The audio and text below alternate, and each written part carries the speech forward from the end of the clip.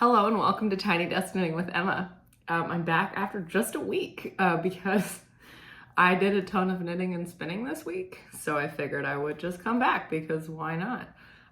It's one of those things where I was like, I used to be on a really regular schedule and now I'm not, but like if I'm doing stuff, I should just come and share because why not?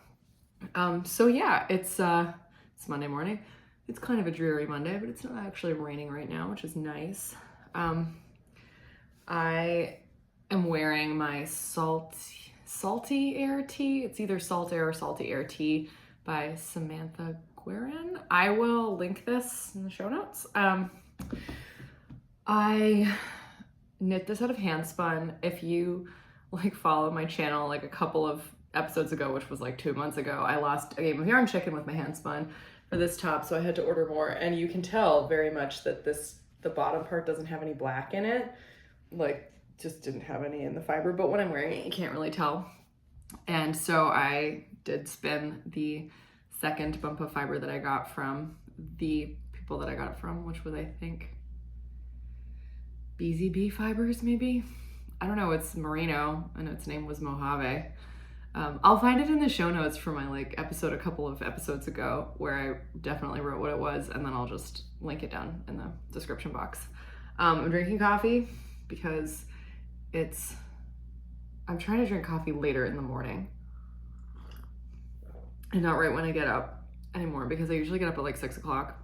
And then I've learned from the internet. I was watching some video on how to be motivated and have energy throughout the day, because this is one of the things that I actually talk to students about in my job. So that's why I watch motivational videos at work. I'm what tips can I give students who are having trouble getting through the day, doing their homework or not procrastinating, whatever. And one of the things that I learned from one of the videos I watched was that if you drink coffee right when you wake up, it interferes with the natural hormones or whatever, some kind of brain chemicals that cause you to wake up and feel awake. So also, if you drink coffee too early, then you'll have a crash at 2 p.m. So I was okay, well, which I frequently do. I mean, I don't crash. I usually go to the gym at 2 p.m., which helps me avoid crashing. But I was okay, well, maybe if I drink coffee at 8:30, crash will happen at the end of the workday, when doesn't matter. So I have my coffee in my tiny desk knitting mug that Nitin got me for my 100th episode. If you're new, Nitin is my best friend. You can see him on an episode. I don't know. It was a year ago. Maybe we'll have to have him back. Nitin's watching this. Sup, Nit. So he's my most loyal fan.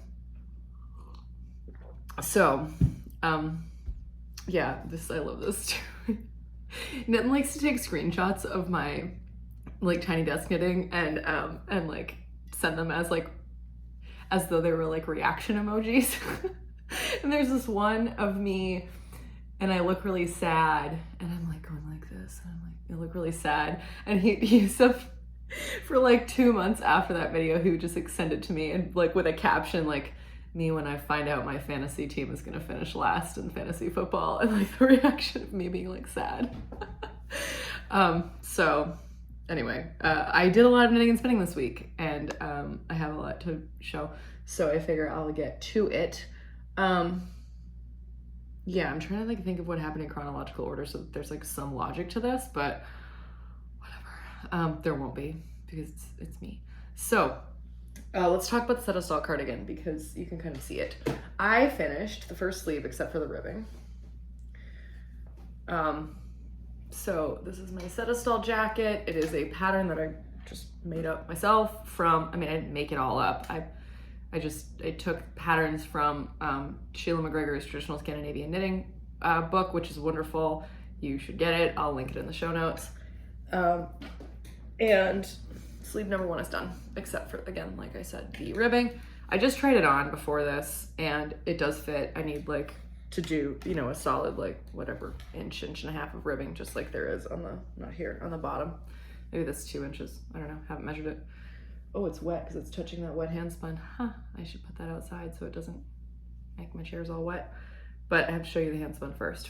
Anyway, I have blocked the body of this. I haven't blocked obviously the first sleeve or the second sleeve or any of the rest of it because it's not knitted, but yeah, this is, if you are new or you forgot, which is also fine because this is my knitting project and not yours, why should you remember all of the details? I am knitting this in Jamieson & Smith 2-ply jumper weight in colorway 81, which is a dark charcoal, and again, from a cone. I sometimes will like ball up like smaller amounts of this from the cone. It smells like lanolin and spinning wheel. It smells really good. But yeah, I'm just knitting from the cone. It's kind of annoying because sometimes it falls over, but it doesn't really matter. It just rolls around on the floor. It's not really a big deal. If you've never knit from a cone, oftentimes, especially like these kinds of cones, like especially if you're used to knitting with the yarn that's skeined or balled up and not coned, it can be a little bit different. The yarn is definitely like flatter because it hasn't been washed as many times. Then there's spinning oil on it because they're technically intended for weaving. So that's helpful for weavers.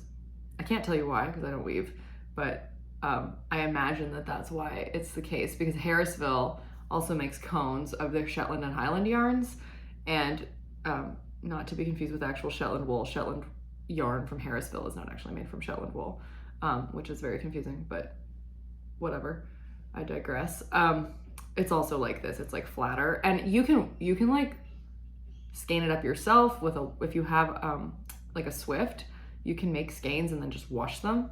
If you're comfortable doing that, like skeining your yarn, you can also use a nitty knotty if you're a spinner, but you need to be really careful doing that just because you might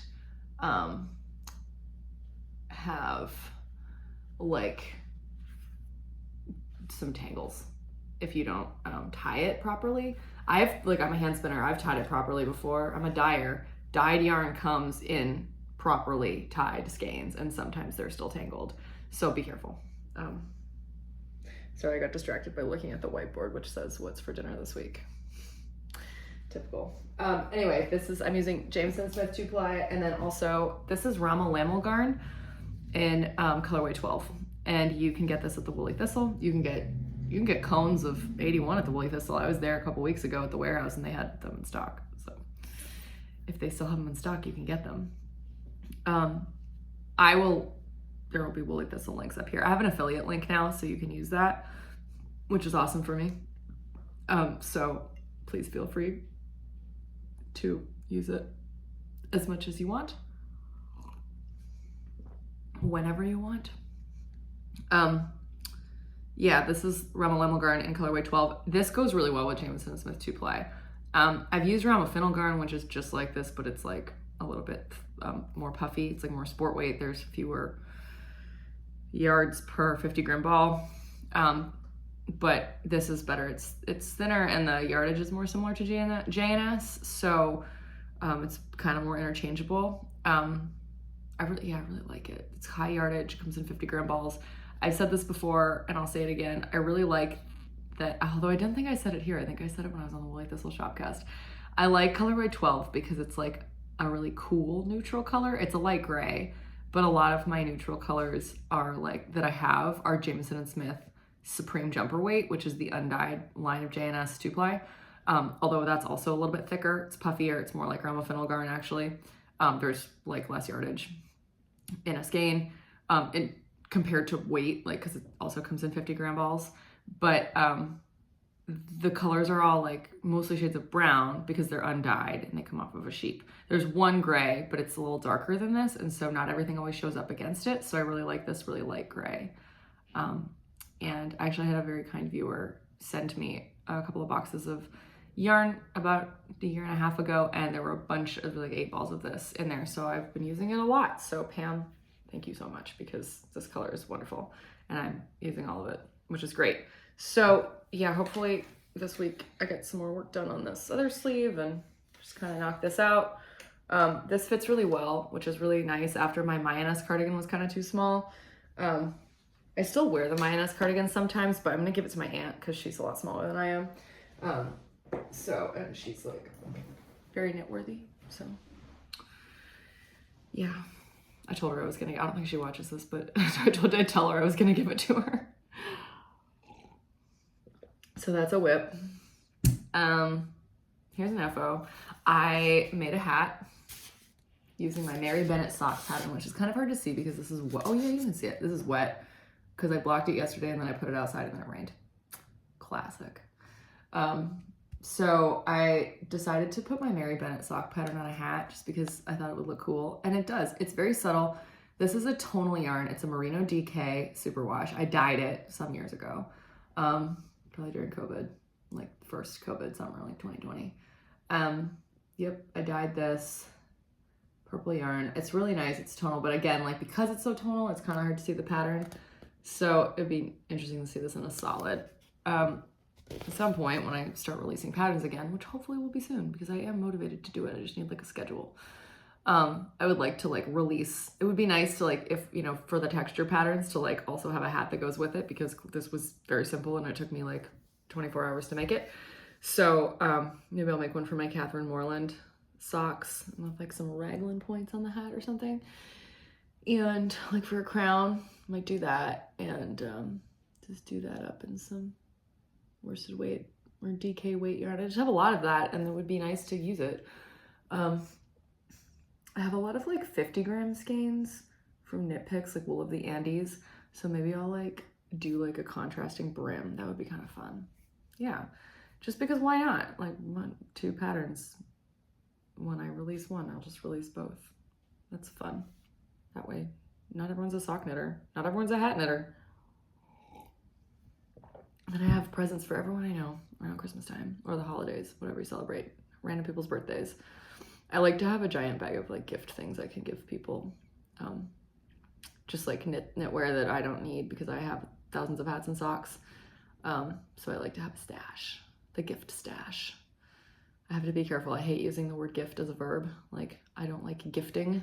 I gave you something. There's already a verb for it. Anyway, I understand that English changes based on the way that people use it, but I hate gift as a verb. I just don't like it. It's my personal choice. So it's my gift pile for things to give to people. Anyway, yeah, but I like this. I thought that I had maybe conquered the beast of Merino DK because every time I knit with Merino DK, it like grows too much because it used needles that are too big.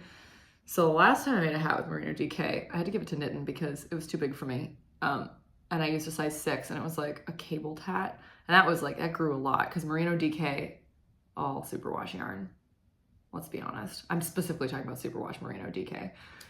It just like grows so much when you like this way, when you vertically, when you wash it, when you block it. And I cannot stand that. Like I've had to shorten 2 sweaters that I made with Merino DK superwash because they just grew like 4 inches when I blocked them. Even if I used like what I thought was an appropriate needle size, which apparently was not. So I went to a 4 and I don't think it grew that much. Anyway, I'm gonna put a pom-pom on this. It's gonna be cute. It's gonna be kind of slouchy. But I knitted this on a US 4 and I think I need to like go down to a US 3 so that just to like make it the fabric as tight as I want, which is very frustrating. But sometimes we just need to do what we need to do. Ugh, there's ants everywhere. Welcome to August. I probably said that last week too. Okay, so anyway, I'm pleased with that. I don't want to belabor this. Okay, because this is 13 minutes and I liked 35 minutes last week. That was nice. It wasn't an hour. I started a Fair Isle hat the other day just because I was staying home from trivia because I wasn't feeling well.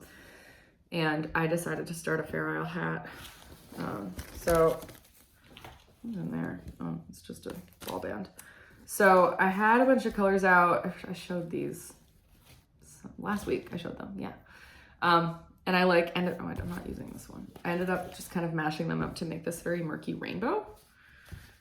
So look at that, that's fun. I'm going purple to blue to green to orange to red as my pop. This is J&S Preem Jumper Weight in 2006, which is the last big ball I have left from a cone that I got a few years ago. The Tomato Red's J&S 2-ply in, that's this ball band. Nope, that's not this ball band. I don't know. It's a Tomato Red. And I probably said it last week, excuse me, on my channel. So you can go see what I said last week. excuse me, the orange is Shetland Spindrift in Burnt Umber. The green is J&S 2-ply in FC12. Yes, I was right, didn't need to look at that one. This is Shamson Spindrift in Gentian.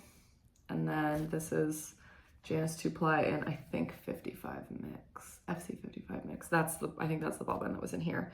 So you can see I've done my little corrugated rib to check my colors, and they look great. Obviously they look great. It's a murky rainbow. It's super cute. Started my Peary. Haven't gotten any further than this, but I don't mind. I designed it. I used the Katie's Cap and like DeCrofter's Cap by Wilma Malcolmson, which were like 2 previous Shetland wool week hats that she designed for just the crown and for the numbers, and then I just fill in my own charts using Fair Isle chart books.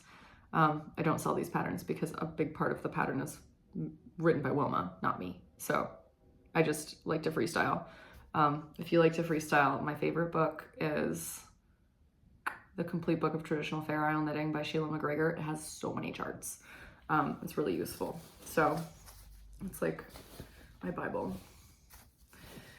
I really love that book. Yeah, and I use a US 2 for Fair Isle hats. Most people use a US 3 because they knit more tightly than I do. I'm just a really loose knitter. But yeah, we'll see if I feel inspired to do that this week.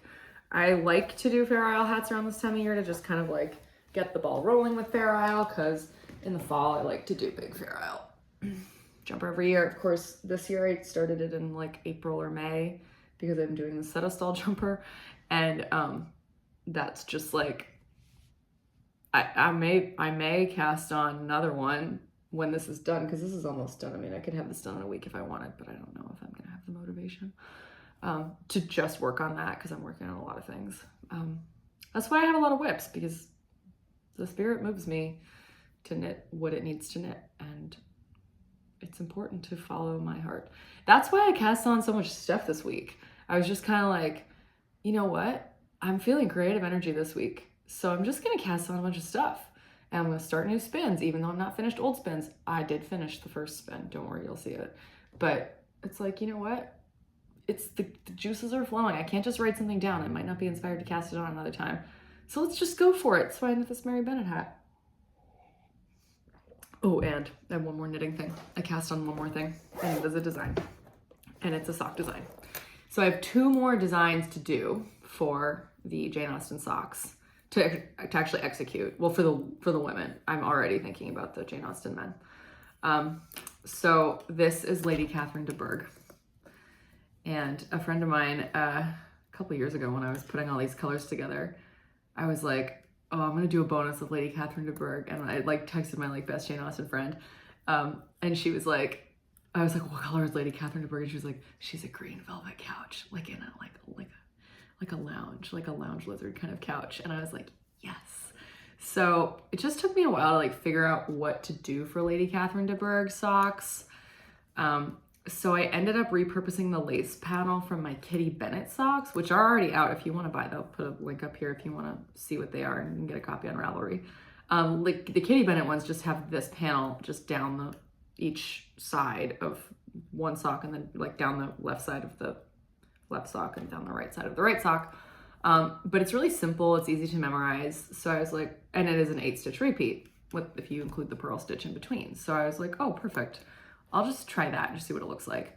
I don't mind an all over lace pattern, especially if the pattern is so easy to memorize. My Jane Bennett pattern, again, if you want to get it, it's somewhere on Ravelry. Links are up there. That has all over lace as well. And that has an 8-stitch repeat. I mean, only 4 of the rounds are lace. All the other 4 rounds are just plain knit, but it is hard to memorize because it's not that intuitive for some reason. I figured it out eventually, like, cause I knit 5 pairs or something, but I find it not intuitive. So I had to like work to memorize it. I had to be like, okay, so round 1 is this, round 2 is like, you know, whereas this is like super intuitive. So I was like, Lady Catherine is like somebody who's like pedantic and annoying and like needs to like have everything like look really fancy, but like she would never actually have the patience to be a good knitter.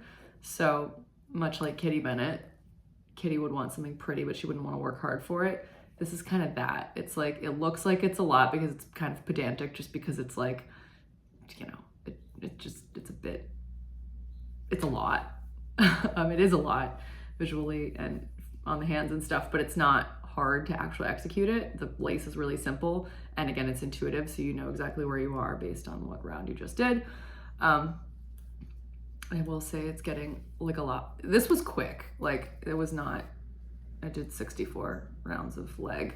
So it's a 4-stitch repeat. So I have every 4 thingies, I put a locking stitch marker. And then that way I can make sure the second sock is the same length and keep track of how many rounds I've knit. And yeah, now the foot's just kind of, I'm finished the gusset decreases and it's just kind of flying. So if you are a Jane Austen fan and you have color suggestions for what you think Lady Catherine de Bourgh would wear for socks, let me know in the comments. This is a fun game. I may be soliciting ideas for the other characters as well. My Kitty and Jane ones are out, and my Catherine ones are all done, and my Emma ones are all done, and my Mary ones are mostly done. I have to do a DK version. But yeah, the rest of them all still need more samples. So yeah, if you have a color you think really suits Lady Catherine de Bourgh, could be tonal, speckled, whatever, let me know and I'll try to procure it. We'll see. Because I have to do commercial samples of all my yarn. I have a lot of commercial sock yarn. I mean, commercially available sock yarn. So I don't really want to like buy a lot of it, but I'm willing to take suggestions. Okay, I'm also doing like hand spun samples of all my socks now. It's kind of a lot, but it's fun. Okay, and this is, Mitten got me this bag when I was at Nanny. This is my favorite sock bag. It was in my room, like just like sitting under the bed with that sock whip that was languishing. So I got it out so that I could have it because I like to have the zip. My mama, when she makes knitting bags, she always like doesn't put zips in because she thinks the knitting will get caught in the zipper, but I don't find that the yarn gets caught in this particular zipper, and also I like it when I can zip because nothing falls out. So anyway, let's talk about spinning. So I started a spin last week that I finished last night, and it is a fun pink barber pole fractal kind of situation. It should have been more barber pole-y, but I ran out of one bobbin quite a bit sooner than I thought I was going to. So like either I weighed it wrong or more likely, because my scale is pretty accurate, more likely I just like drafted the first bobbin more thin than the second bobbin because I didn't do them right in a row. A lesson to us all, but it is pretty. And I'm thinking of actually just like taking the barber pole bits out because they're all in one part of the yarn and just like making a mini skein of the barber pole yarn and just like keeping it separate and then knitting with the fade because the other part is like very ombre like this. You can see like it starts dark and there's like some kind of strawberry and there's some very light pinks together and it's not quite as barber poled. So I'm thinking of just doing that. I would hold that up and show you more of it, but it's wet because I washed it last night without thinking that I was gonna record this morning. But I took a picture of it, so maybe I'll put that on my Instagram or something. Okay, so I have had just like a lot of thoughts about spinning in the past couple weeks. Like I really just think I've been a spinner for like almost a year. I have, I'm a wheel spinner. I'm also an electric wheel spinner. I love to spin. I just find it, if you haven't ever tried spinning and you're interested in it, I just find it's hard to learn. Like it's one of those things that's kind of a steep learning curve. But once you get it and you like the drafting is the hard part. Is figuring out like how to pinch just a tiny little bit of yarn, like evenly across, all of the stuff, like the thickness you want, all sorts of stuff. That's the kind of hard part, especially if you have an electric spinner, because everything else you can control very down very precisely. Like you control the speed very precisely because it has a speed dial, and you can control the tension, like how fast the spinner grabs the yarn out of your hands pretty precisely. If you have a wheel with a treadle, which most people spin on wheels with treadles, that obviously you control the speed of the spin with your feet, which is also fine. I haven't spun on the wheel in a while because, as I said last week, I'm having some issues with drive bands. I am gonna eventually go. Somebody suggested something, and I'm very excited, the sugar and cream cotton yarn. So I'm gonna try that. So I'm just gonna go to Home Depot with a Shack drive band and be like, hi, do you have any, it's not twine, but like cotton thread that is comparable to this with the similar number of plies made out of that's similarly not gonna stretch, and see what they say. But yeah, I've just kind of been spinning for a year now and thinking, sorry, this is a huge tangent, clearly. You know, it would be nice to like, there are a lot of resources for hand spinners. And I know a lot of people who are hand spinners, because I'm me, and like I make solitary activities into massive community activities because of who I am as a person. So like, you know, I talk about spinning with Maggie from the Woolly Thistle all the time. You know, when we go to fiber festivals, two of us talk about fiber. My friend Sarah here is a spinner. I have a friend Sarah who's also a spinner from my friend from undergrad. She doesn't live here, she lives in Massachusetts, but she is also a spinner and we talk about spinning all the time. Like I'm lucky to have a community of spinners. Actually, one of my roommates spins. So, you know, it's nice to be able to talk about it. But I still feel like spinning and knitting, like, you know, there's this kind of idea of like using your hand spun that is still kind of daunting task. So, you know, I like to challenge myself to do these things. And I like Andrea Mowry's patterns a lot. I find them really, because she uses her own hand spun in a lot of her samples, and she uses spin cycle in a lot of her samples, which is essentially like what I'm trying to mimic, which is what a lot of hand spinners are trying to do. Not with all my hand spun, but with barber pole hand spun. You know, I want it to look like spin cycle, because I invested all this money in a hobby so that I don't have to spend so much money on this one yarn. Eventually it's gonna start paying off, right? So anyway, I just have been thinking a lot about like what to do, kind of like, I would like to, you know, I made a community on YouTube with knitting. It's really easy to teach people how to knit.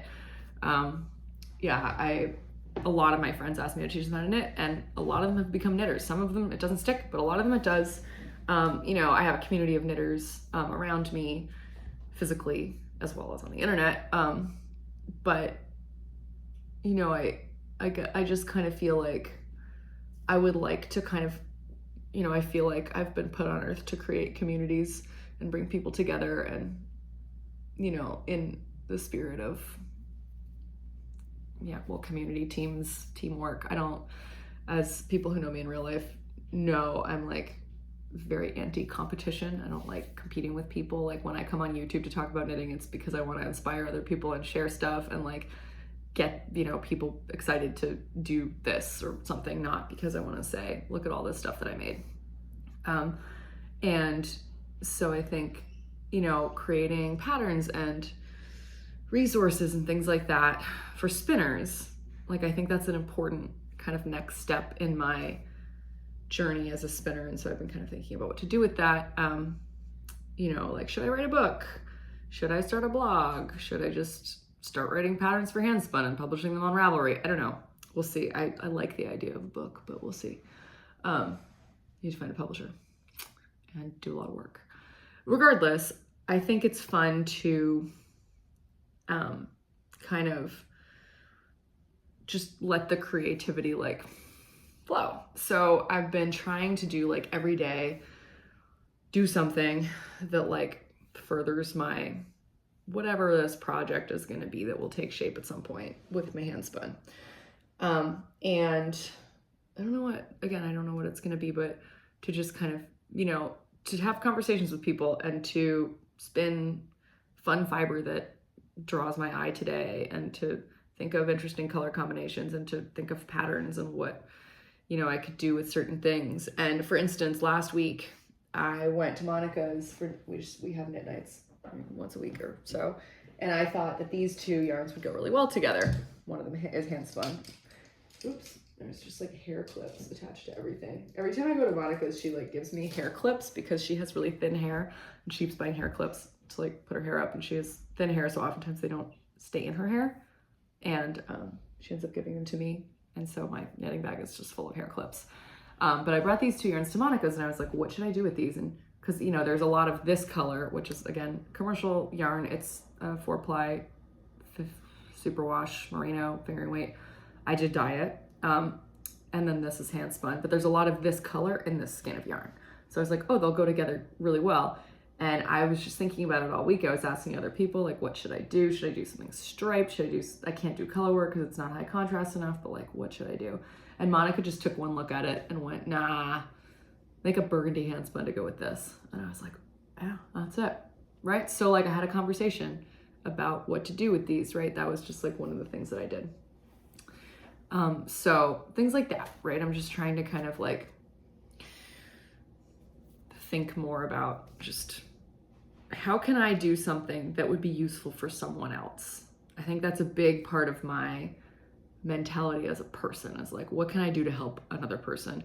Whether that's like at my job where I'm like, how can I help these people get their lives together? You know, my students, you know, make sure they, you know, have a path and see their own agency, or take control of what they're studying or whatever it is. You know, whether it's teaching someone to knit because that's what they want to do and I would like to empower them to do that. Or like, you know, with spinning, like how can I can easily draft my own patterns. Like I've been doing that for a long time, but like part of my like, let me design patterns and like put them on Ravelry is like, let me empower other people to do that. So I think that this is kind of what that is in my head with the spinning, is like, how can I share this? How can this be something that becomes part of this community rather than just like something that I'm doing as my hobby because I find it more fulfilling. Sorry, that was a long rant about my own life philosophy. But anyway, I spun this week, which is fun. This is just a bobbin. I have to spin the other one. This is John Artman Appledore in the colorway Spicy Pippin. So one thing I would love to point out, if you're not a spinner and you would, especially if you are like someone who knows John Artman yarns, this is what it looks like in the top. It's crazy. It's so much fun.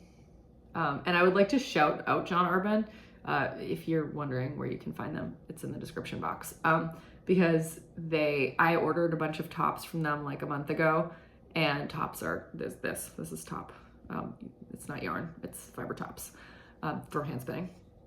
And I ordered this colorway, and you get a 100-gram lot. And they sent me like the Spicy Pippin one. It was like the bag was really full, and I was like, that's more than 100 grams. And I realized it was 2 pieces because usually it comes in one long piece, which I'll show you. I've got more here. But there were 2 pieces. And so I weighed it, and like one of the pieces was 100 grams and the other was like 65 grams. And I think it was just the end of one of the rolls, and they were like, well, it's not 100 grams, so we can't sell it. So they just threw it in with mine. And I was like, that was really nice of them. Thank you. So thanks, John Artman. They're just really good people. They have a YouTube channel too. I'll link their YouTube channel down below. John Artman started the mill, and he recently, like a year ago, he sold it to 2 of his employees, Sonia and Helena. So it's like a business owned by young women, which is really cool. And they have like old mill equipment, and they buy British wool and like keep this industry alive. And my mom's friend Patty like texted me yesterday and was like, if you ever move to Devon, look at this cool like wool thing. And it wasn't John Artman, but it was like, it's in Devon, England. Like it was like a small farm. And I was like, yeah, I should. I was like, Patty, I would love to move to Devon. It's like my dream to go work at John Artman, like to just leave it all behind and go work at John Artman Textiles, because I really believe in their cause. We'll see, maybe one day, I'll just leave it all behind. All right, down to my coffee. Anyway, it's been a great week for like creativity. This, by the way, is a John Artman mill spun yarn. So they spun this. This is their Yarnadelic base, which is a 100% Falklands Corriedale. It's super soft. I spun, I think I showed it last week. I spun there. It was Black Gold of the Sun. No, I didn't show it maybe because I didn't talk about spinning. Oh, I would show it, but I gave it to Monica because she was like, I love this. And I was like, great, I have too much hand spun here. It was actually really nice. It was very puffy. Like I spun it to like a fingering weight, but then it 2-ply, but then it really like puffed up because it's Corriedale, and that's what Corriedale does. But you can see how like heathered it is. Like there's so many colors in there. This is the colorway Les Fleurs from the Yarnadelic line, which is all based on punk records. And if you like go to the tops page and look at the like top for Les Fleurs, you'll see how many colors go into it. And like they use a carding machine to comb it. It's not called, they don't call it that, they call it something else. But like that, it gets combed to this, and then obviously like when you spin it, hand spin, it looks like this. I was really inspired to do this actually because they had a video with a hand spinner named Bex from Tiny Fiber Studios in England. And she was talking about like when you get top that's combed, that's like, there's different colors in it, like how you manage the colors in it. So obviously for this, I just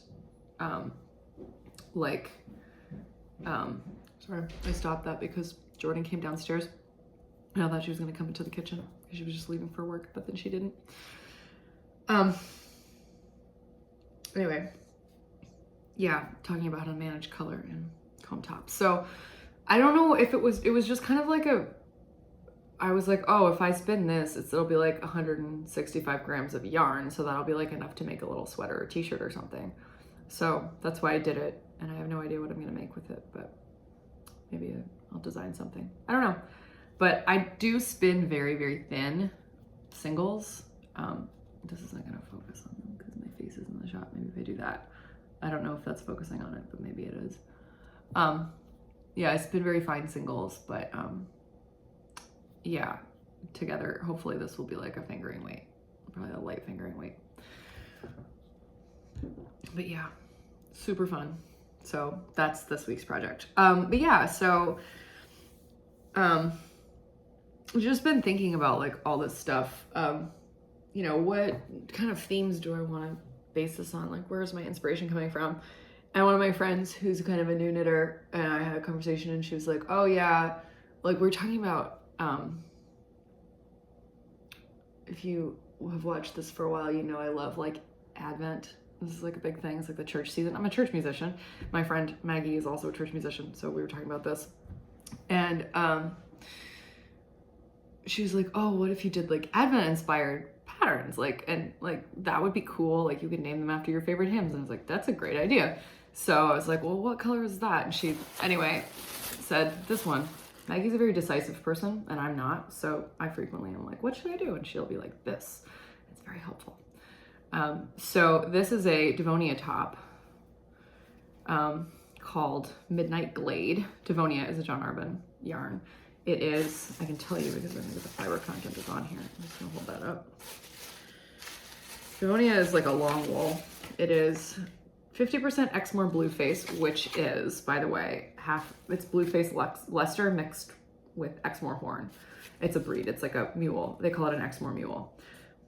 30% Blueface Leicester, pure BFL, which is a long wool, and 20% Wensleydale, which is a very long wool. And I have spun Devonia once before, and it was, this feels like way more than 100 grams. Maybe I'm crazy. Maybe it is more than 100 grams. Maybe they did a spicy pippin and gave me more. Regardless, I spun it on the wheel, and yeah, it was a good spin. It was quite twisted. So I think having more control with the e-spinner has really helped me to like not make yarn so twisted. And yeah, I like John Artman yarns, or, you know, tops a lot. The Appledore is a little bit more toothy. There's like Romney in it, and I think there's just like what do they call that? I can't remember. There's just like a Devon close wool, that's what it's called. And then there's like, I think Exmoor Blueface or Exmoor Horn in it. You can see the fiber content if you click on the link in the show notes. But Devonia is softer, but it is a long wool, so it's easy to draft. You can see, wow, it's got high luster because of the Blueface Leicester, and the Wensleydale is like very lustrous, so shiny, because it's a long wool. I think that's what makes something lustrous. If somebody knows that, if that's not true, just let me know. Thank you. Anyway, yeah, so I was like, I asked my friend Maggie, okay, well, what colors should go with it? And she's like, I think you need like a pop of hot pink. So I grabbed my hot pink fiber. This is Walnut Farm Designs, Corriedale wool, combed top, raspberry fuchsia. Oh, I'm glad it's Corriedale. I thought this was merino, but I like spinning Corriedale better. Because it's so puffy and fun. But these are fun together, but if you were gonna knit a colorwork pattern, she was very helpful in being like, this one, this one, this one, this one, this one. I'm essentially just like letting her design a sweater, and I'm like, I will write this pattern and then I'll knit it because this is fun and helpful. This won't show up. Like a stark colorwork pattern is not going to show up because the values of these two colors are too similar. So if you took black and white of these, you wouldn't see a big difference, which is what you need to see. Like if you're wondering if something is going to show up against something else, take a black and white. Just like make your phone, take a photo on your phone, and then like go to edit and like filters and like black and white and see if there's a difference. Like, can you see the difference in those two colors? If you can, good. You can also twist them around each other, but that doesn't always help because obviously this is bright pink and this is teal. So like, yeah, you'll be able to see the difference between those two colors. Like they'll stand out against each other, but the sharp designs that you might want for color work will be low contrast. So that's not gonna be super helpful.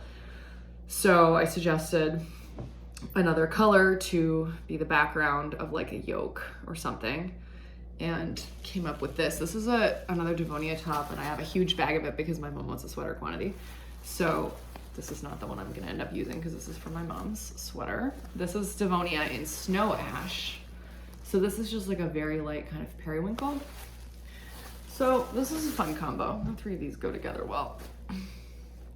It's very interesting, you know? The pink is really just for like little pops, but maybe we'll have some more colors in there. I don't know. This is just, there's not enough for a whole sweater of this, so I'm just gonna spin a skein and like do a swatch and see what happens with the colors, and then if I like it, order more top. But yeah, that's been fun. Very interesting, like, way to just think creatively about things and like, you know, work my brain in interesting ways and all that. So yeah. Oh, and I actually got this out because I thought it would go with this, and it does kind of go with this.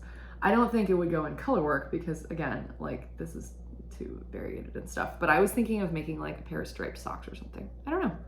We'll see. I may share, I may not share, because maybe I'll keep a bunch of stuff under wraps because I end up publishing a book. I don't know. We're gonna see what happens. But I would just like to find like interesting ways to use hand spun that are like useful for people, because you know, hand spun doesn't always come out the weight and the yardage you think it will. So like patterns that can just kind of like, you start with like your early hand spun, like what the heck am I gonna do with this? You know, it looks like art yarn and it's way over twisted or way too big or whatever. You don't like it for any reason. It's like, well, what can I do with it? Let's make it useful. And you could make a wall hanging with it, but I don't know how to weave, so that's not what I do or would do. But anyway, yeah, just like ways to, you know, use hand spun, like a cabled headband or a pair of fingerless mitts or like a simple hat, whatever it is, you know, just like finding ways to use hand spun in interesting ways that makes you want to like wear the stuff, especially when you're learning how to spin, because there's a lot of new spinners. Like I would like to partially credit people like Andrea Mowry for that, for like going on the internet and talking about knitting, but then also talking about spinning, and everybody's like, I want to do that. Like me, that's what happened to me last year. Also, my friend Sarah got a spinning wheel and was like, oh, look at this. And I was like, at first I was like, no. And then I was like, I want to do that. It's like, that'll take away from knitting time. And I was like, but I can make hand spun, and now I'm addicted. So yeah, you know, I like to let the creativity take it where it's gonna take me, and you know, see where it goes. So if you have suggestions for me for what to knit with my hand spun, let me know. Or whatever, I don't know. Let me know fun stuff in the comments. What are you working on? You know, are you gonna do the woolly thistle sweater, Cal? I am not gonna talk about that yet because it's still a little bit of time away, but yeah, things like that, you know. Tell me what you're working on or what you're really excited to knit this fall or winter. But yeah, thank you for tuning in. As usual, life is just, it's busy. Lots of church music stuff going on. July was a very light month for church music because I was away, but also we go down to just Sundays. So yeah, but August is a bigger month. There's a couple of funerals, which is just random. Obviously, if people die, you gotta sing a funeral. And there's a big Marianne feast next week. The Assumption is next week, so big service for that. This is a kale smoothie, by the way. A lot of my viewers probably already know that when I have a cup like this, it's kale smoothie. I drink kale smoothie every morning. It's a good way to start the day. It's not just kale. There's fruit in it and orange juice and yogurt. It tastes very good. It doesn't taste like kale. But it's my cheat of how to get all my veggies in. So, and fruit every day. Anyway, yeah, big week for church music, but it's always a big week for church music. Yeah, I've been able to like compartmentalize things and like stay home more often just lately, just like on purpose.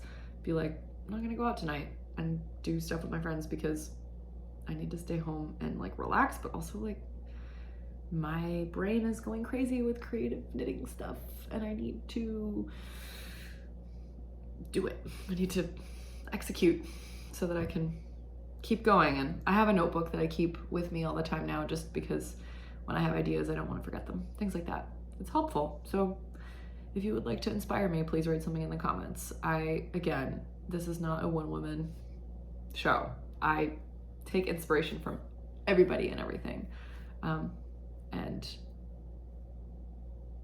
you know, it's fun to have teamwork and collaboration. So that's the whole name of my game. So yeah, what should I spin? What should I knit? What's a color combo that you think I should try out? Let me know. And yeah, maybe I'll see you back next week. We'll see. I don't know. We'll see how much I get done this week. Again, it's because we have next week is a big midweek mass. Means there's rehearsal on Thursday, so, and then Sunday morning. So we'll see. Gotta get Monica back on the channel. Talk about knitting. Now that we do church music together, we do knit together. Like at least we try to knit together like once a week, just have a knit night because she still lives here for the time being and we want to spend time together. But we'll see. Yeah, this has been fun.